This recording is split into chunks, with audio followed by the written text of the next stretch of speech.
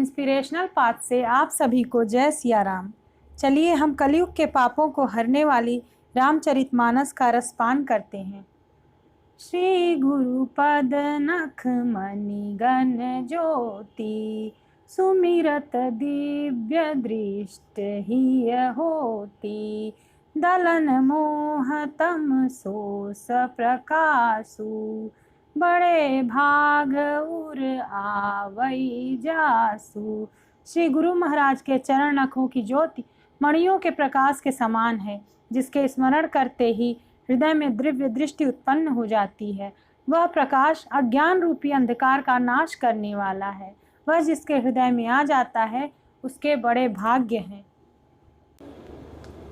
उघरहि बिमल बिलोचन ही के, मिटहि दोष दुख भव रजनी के।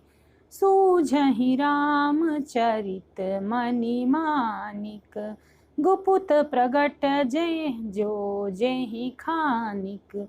उसके हृदय में आते ही हृदय के निर्मल नेत्र खुल जाते हैं और संसार रूपी रात्रि के दोष दुख मिट जाते हैं। एवं श्री रामचरित्र रूपी मणि और माणिक्य गुप्त और प्रगट जो जहाँ जिस खान में है सब दिखाई पड़ने लगते। दोहा आ गया है तो हम अपने रामचरितमानस में संपुट लगाएंगे। राम नाम मन दीप धरु, जीह दे हरि द्वार। तुलसी भीतर बाहर जो चाहसि उजियार। तुलसीदास जी कहते हैं, यदि तू भीतर और बाहर दोनों ओर उजाला चाहता है तो मुख रूपी द्वार की जीभ रूपी देहली पर राम नाम रूपी मणि दीपक को रख। जथा सुअंजन अंज दृग, साधक सिद्ध सुजान। कौतुक देखत शैल बन, भूतल भूरि निधान।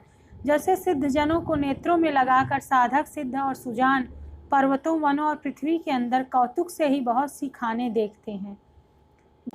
गुरुपद रज मृदु मंजुल अंजन, नयन अमीय दृग दोष विभंजन। तहि करि बिमल विवेक बिलोचन, बरनहु राम चरित भव मोचन। श्री गुरु महाराज के चरणों की रज कोमल और सुंदर नयनामृत अंजन है, जो नेत्रों के दोषों का नाश करने वाला है। उस अंजन से विवेक रूपी नेत्रों को निर्मल करके मैं संसार रूपी बंधन से छुड़ाने वाले श्री रामचरित्र का वर्णन करता हूँ। बंदहु प्रथम मही सुर चरना, मोह जनित संशय सब हरना। सुजन समाज सकल गुण खानी, करऊं प्रणाम सप्रेम सुबानी। पहले पृथ्वी के देवता ब्राह्मणों के चरणों की वंदना करता हूँ, जो अज्ञान से उत्पन्न सब संदेहों को हरने वाले हैं। फिर सब गुणों की खान संत समाज को प्रेम सहित सुंदर वाणी से प्रणाम करता हूँ। साधु चरित शुभ चरित कपासु, नीरस बिसद गुण फल जासु। जो सही दुख पर छिद्र दुरावा, बंदनीय जेहि जग जस पावा। संतों का चरित्र कपास के चरित्र के समान शुभ है, जिसका फल नीरस विशद और गुणमय होता है। कपास की डोडी नीरस होती है। संत चरित्र में भी विषय शक्ति नहीं है, इसमें वह भी नीरस है। कपास उज्ज्वल होता है। संत का हृदय भी अज्ञान और पाप रूपी अंधकार से रहित होता है, इसलिए वह विशद है। और कपास में गुण होते हैं। इस प्रकार संत का चरित्र भी सद्गुणों का भंडार होता है, इसलिए वह गुणमय है। जैसे कपास का धागा सुई के किए हुए छेद को अपना तन देकर ढक देता है, अथवा कपास जैसे लोढ़े जाने, काते जाने और बुने जाने का कष्ट सहकर भी वस्त्र के रूप में परिणित होकर दूसरों के गोपनीय स्थानों को ढकता है, उसी प्रकार संत स्वयं दुख सहकर दूसरों के छिद्रों को ढकता है, जिसके कारण उसने जगत में वंदनीय यश प्राप्त किया है। मुद मंगलमय संत समाजू, जो जग जंगम तीरथ राजू। राम भक्ति जह सुर सरी धारा, सरसई ब्रह्म विचार प्रचार।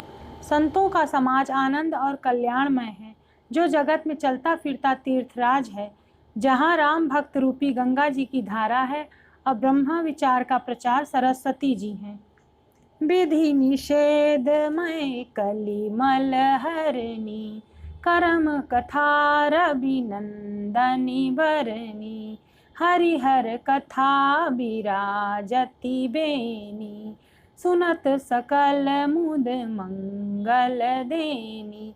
विधि और निषेध, यह करो और यह न करो रूपी कर्मों की कथा कलयुग के पापों को हरने वाली सूर्य तनया यमुना जी हैं, और भगवान विष्णु और शंकर जी की कथाएं त्रिवेणी रूप से सुशोभित हैं, जो सुनते ही सब आनंद और कल्याणों की देने वाली। बटु विश्वास अजल निज धर्मा, तीरथ राज समाज सुकर्मा, सबहि सुलभ सब दिन सब देसा, सेवत सादर समन कलेशा। उस संत समाज रूपी प्रयाग में अपने धर्म में जो अटल विश्वास है वह अक्षयवट है, और शुभ कर्म ही उस तीर्थराज का समाज है। वह सब देशों में सब समय सभी को सहज ही प्राप्त हो सकता है, और आदर पूर्वक सेवन करने से क्लेशों के नष्ट करने वाला है। अकथ अलौकिक तीरथ राऊ, देई सद्ध फल प्रगट प्रभाऊ। वह तीर्थराज अलौकिक और अकथनीय है एवं तत्काल फल देने वाला है, उसका प्रभाव प्रत्यक्ष है।